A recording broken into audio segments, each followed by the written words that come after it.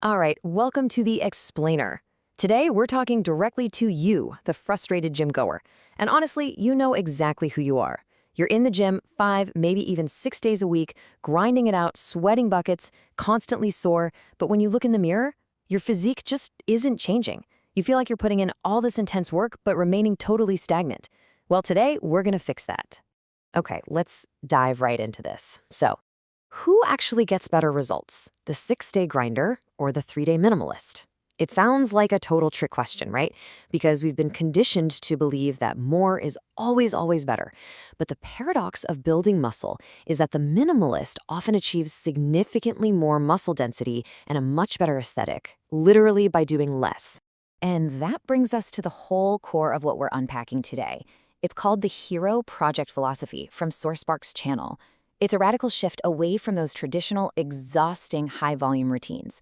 Instead, it relies entirely on intense effort paired with strategic recovery.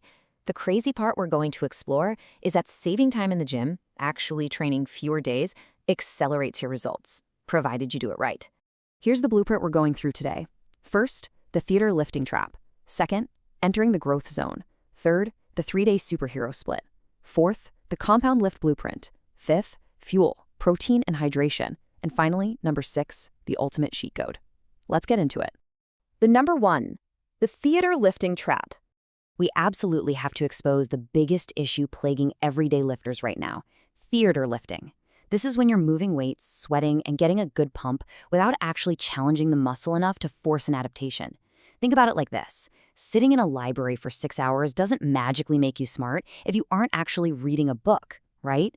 Doing 20 comfortable sets in the gym gives you the illusion of progress just because you feel tired, but really, you're just stuck in your comfort zone. And this brilliantly illustrates the difference. Let's compare the two approaches. On one side, you have 5 comfortable sets. You're spreading your effort out, creating high fatigue for your central nervous system, but sending a very, very low signal to the muscle itself. On the other side, 3 brutal sets. Maximum effort, high intensity, and a loud, undeniable signal for your body to grow. Cutting your sets down and actually pushing harder doubles the physiological stimulus you send to your muscles. Section 2, entering the growth zone. So how do we actually make sure we're sending that loud signal? I absolutely love this quote from the source material. Everything before the last 2 or 3 reps is just the commute. You see, the human body is inherently pretty lazy. Muscle is a super expensive energy cost, and evolutionarily speaking, your body really does not want to build it. It will only adapt when forced to by the sheer struggle of those final grinding reps where your tempo slows down. That struggle, that is the true growth zone. Because ultimately, the body responds to exactly one language: intensity. If you rack the weight and walk away feeling all bouncy and fresh, your session completely lacked the intensity required to spark any real change.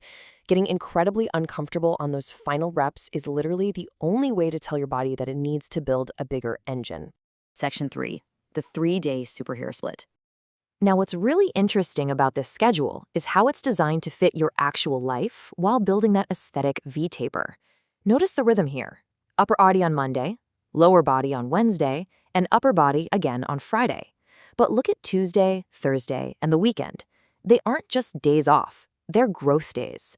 By scheduling at least 1 full day of rest between sessions, you prevent the massive trap of showing up half recovered. You are primed to hit the gym at your absolute highest intensity every single time. Section 4, the compound lift blueprints. We've got the schedule, so now let's talk about the exact exercises.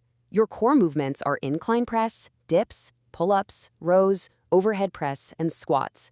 These are your absolute heavy hitters because they recruit entire teams of muscles all at once. Instead of messing around with endless single-joint isolation exercises, you're going to pick 4 to 5 of these big compound movements per session. The blueprint is super simple.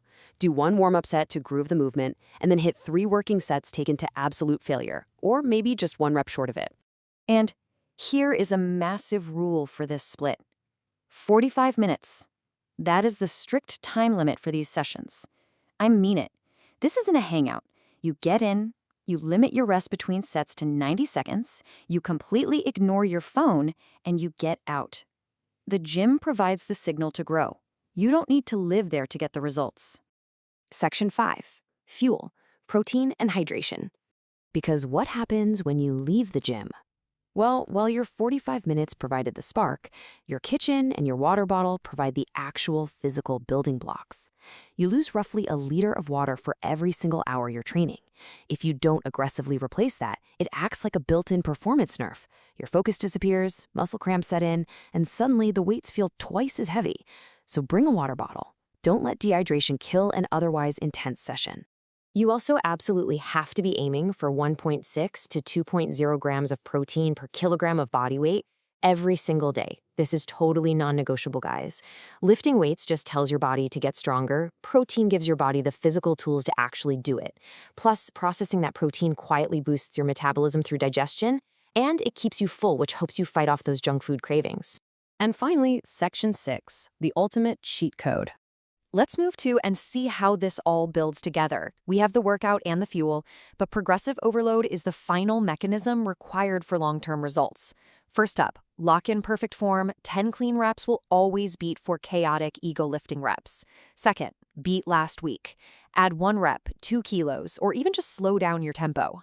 Third, track all this data in your phone's notes app. If the numbers in your app aren't going up, your muscles are not growing. Consistently stacking these tiny wins over months and years is the real golden rule here. So, as we wrap up this explainer, I have a question for you. What will you change in your gym routine tomorrow to stop speedrunning injuries and start building actual muscle? Keep in mind, while individual recovery needs definitely vary, adopting a smarter, high-intensity training protocol with dedicated recovery is the ultimate key to progress. Are you really pushing your limits, or are you just performing theater? Think about that before your next session. Thanks for joining me on this deep dive.